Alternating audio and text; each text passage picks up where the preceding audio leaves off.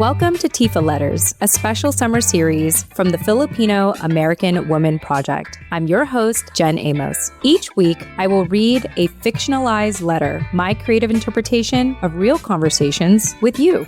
These letters have been woven with heart, reflection, and truth to honor your stories while protecting your privacy. It all begins with one line. If I could say one thing, because sometimes one thing is all we need to take up a little more space. Let's get started. Listener discretion advised. This letter contains themes related to sex, consent, and rape, which may be sensitive or triggering for some listeners. If I could say one thing to the Filipino community, we need to talk about sex, not just as a sin or a scandal, but something sacred, human, and ours to define. We, as a Filipino community, are really good at silence, especially when it comes to sex. We're told not to talk about it, not to think about it, and definitely not to enjoy it. Sex is something we're meant to avoid until we marry, and even then, it's supposed to serve only for one function: babies. Not pleasure, not intimacy, not curiosity, just duty. But here's what silence actually does. It leaves us unprepared to understand our bodies, unprepared to set boundaries, unprepared to name harm when it happens, and completely unprepared to experience sex as something safe, fulfilling, and consensual. I grew up with strong, proud Filipino roots. I went to the Philippines every year. I helped my mom with medical missions. I ran operations at my dad's math and reading center. I didn't just know I was Filipino. I lived it. And I assumed every other Filipino did too.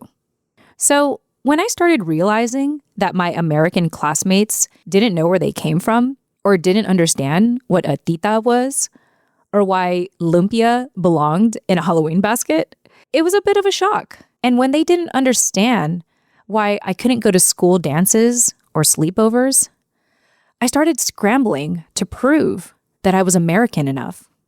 I leaned hard into American food and American branded clothing. But under that surface level assimilation, there was something much deeper that I was still trying to figure out. Something we never talked about at home, and definitely not at school. It's the three-letter word, sex. The first time I heard sex talked about in a way that made sense, I was the one doing the talking. At this point, I had already become a health educator. And let me tell you, it wasn't just about naming body parts or labeling diagrams. It's about unpacking everything we've been taught directly or indirectly about shame. But here's the thing I'm going to say out loud.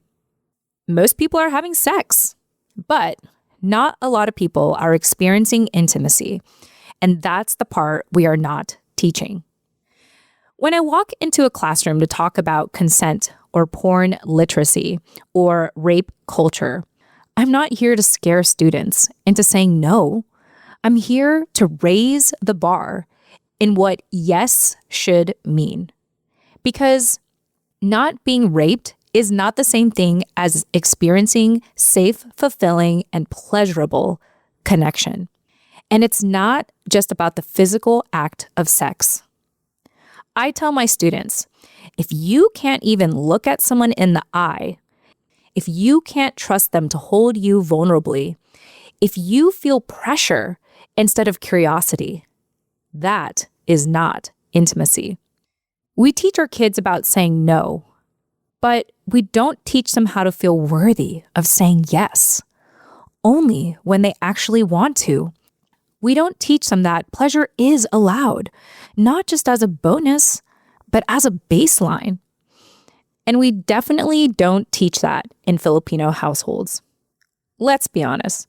In my line of work, I have come to find the unfortunate realization That for some people, sex is learned through trauma, through silence, through shame, reinforced by our own Catholic-raised families. And if we finally did talk about it, it was either punished, gossiped about, or feared. But I want something different for our Filipino American community, let alone the next generation. It's not okay that Catholic doctrine still dominates the conversation of sex, that basic sexual health care is considered taboo. No person should have to unlearn their entire sense of self before they can learn what it means to be safe in their own body. Sex education should not begin in crisis. It should begin with knowledge, with language, with love.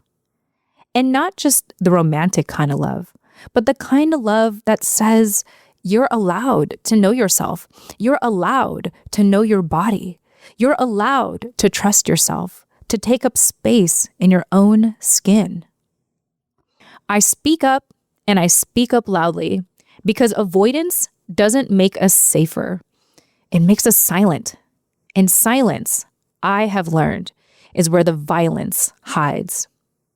So let me be clear. Pleasure is not the enemy. Silence is. Shame is not protection. It's poison. We don't need to abandon our culture to talk about sex. We need to expand our culture to make room for the truth. If I could say one thing, it's this. You deserve to know your body, to honor your needs, and to carry yourself without shame. Love, Justine.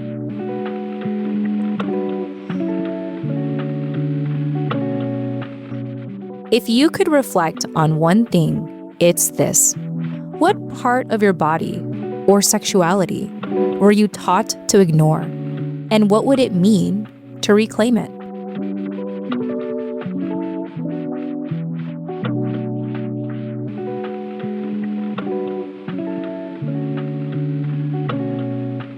Want to respond? You can reply today at tfaletters.com. That's TFAW as in the Filipino American woman, letters as in plural.com. tfaletters.com. Or better yet, write your own letter. Submissions are now open. You can include your name or stay completely anonymous. So, if you could say one thing, what would it be? Subscribe for free today at tfaletters.com and follow the steps in the welcome email to submit your letter. I hope to read yours in the upcoming fall season.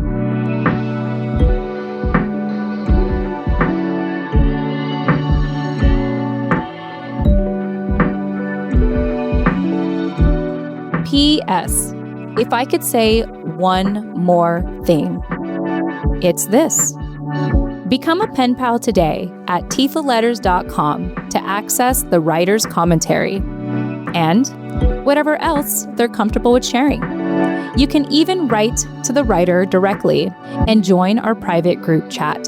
Your financial partnership helps us take up space, one letter at a time. Become a pen pal today at tfaletters.com. Once again, that's TFAW as in the Filipino American woman, letters as in plural.com, tfaletters.com. See you on the inside.